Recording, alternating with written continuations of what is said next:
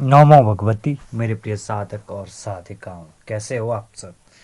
आशा और उम्मीद करता हूँ भगवती कृपा से आप सभी ठीक होंगे। आज आप सभी को एक बहुत ही महत्वपूर्ण साधना देने वाला हूँ।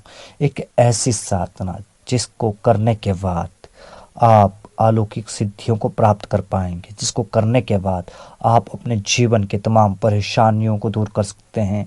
इतना ही नहीं, आप दूसरे व्यक्तियों की भी समस्याओं का समाधान कर सकते हैं।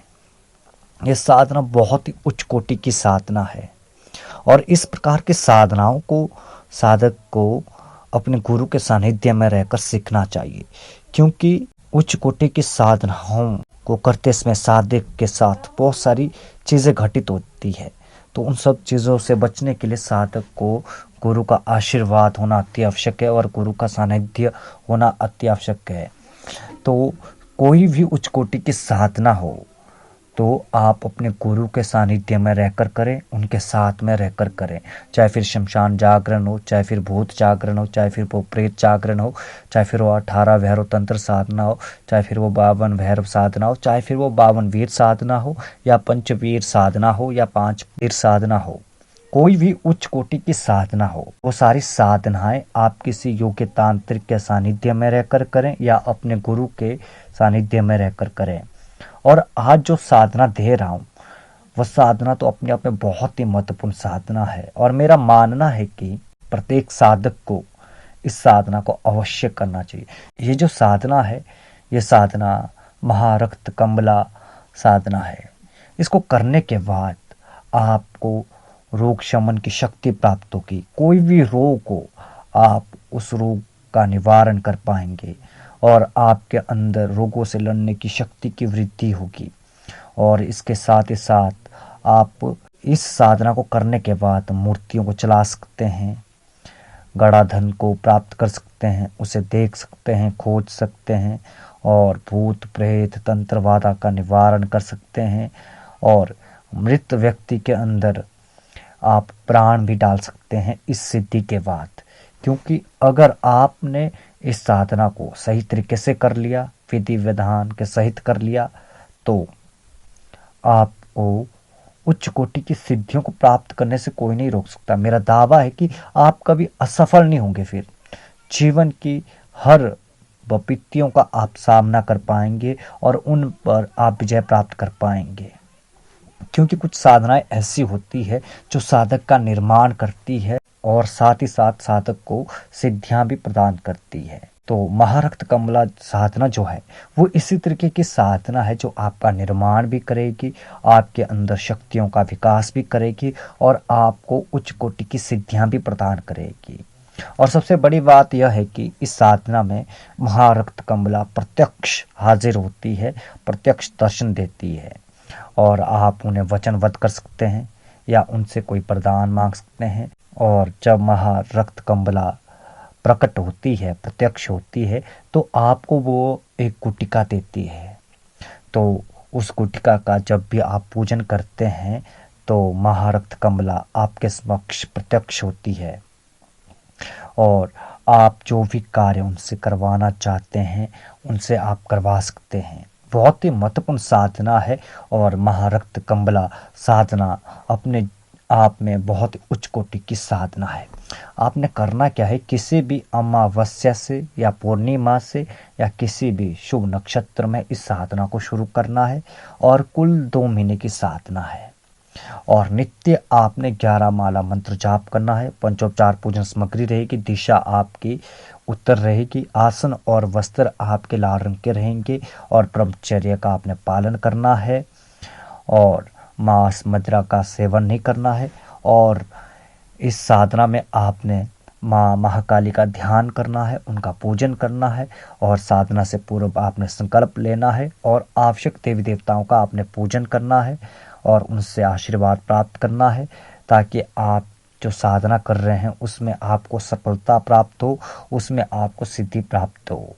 तो ये सब करने के बाद आपने पंचोपचार से माँ काली का पूजन करना है और उनसे प्रार्थना करनी है। उसके बाद आपने महारक्त कंबला का पूजन करना है और पूजन करने के बाद आपने रुद्राक्ष की माला से या सर्प अस्थि माला से आपने 11 माला मंत्र जाप करना है। तो इस तरीके से आप जब साधना करेंगे तो धीरे धीरे आपको बहुत सारी विभूतियाँ होने लगेंगी, बहुत सारी अनुभूतियाँ आपको होने लगेगी। कई बार आपको ऐसा लगेगा कि आपके साथ कोई औरत चल रही है और स्वप्न में भी आपको औरतें दिखाई देने लगेगी। और कई बार आपको दिव्य लोगों के दर्शन होंगे, स्वप्न के माध्यम से योगिनियों के दर्शन होना शुरू हो जाएंगे। तो कई बार जब आप मंत्र जाप कर रहे हैं तो उसमें जो आपका आगे चक्कर है वहाँ पर आपको एक सफेद प्रकाश दिखाई देना शुरू हो जाएगा, और उस प्रकाश के अंदर कुछ समय के लिए आपको एक सुंदर स्त्री की आकृति भी दिखाई देगी। इस तरह की अनुभूतियाँ और विभूतियाँ आपके साथ घटित होने लगेगी। और कई बार जब आप साधना करने बैठेंगे तो आपकी पीठ की जो रीढ़ की हड्डी है उसमें भी आपको दर्द महसूस होने लगेगा, और पाँव की जो पिंडलियाँ होती है उनमें भी आपको दर्द महसूस होगा, और आपके सिर में भी दर्द होना शुरू हो जाएगा। आपका मन कई भ्रमों से भर जाएगा, परंतु आपने टिके रहना है, डटे रहना है, साधना को बीच में नहीं छोड़ना है। 2 महीने पूर्ण करने हैं और 2 महीने तक आपने पूरा मंत्र जाप करना है। ज़्यादा मंत्र जाप है ही नहीं, 11 माला मंत्र जाप करना है। बस हठ के साथ आपने साधना करनी है। जब तक आप हठ नहीं करोगे तब तक कोई भी शक्ति आपके समक्ष नहीं आएगी। इसलिए आपको हठ के साथ साधना करनी है। इस तरीके से आप साधना कीजिए तो 41वें दिन के बाद आपके साथ और भी विचित्र घटनाएं घटित होगी।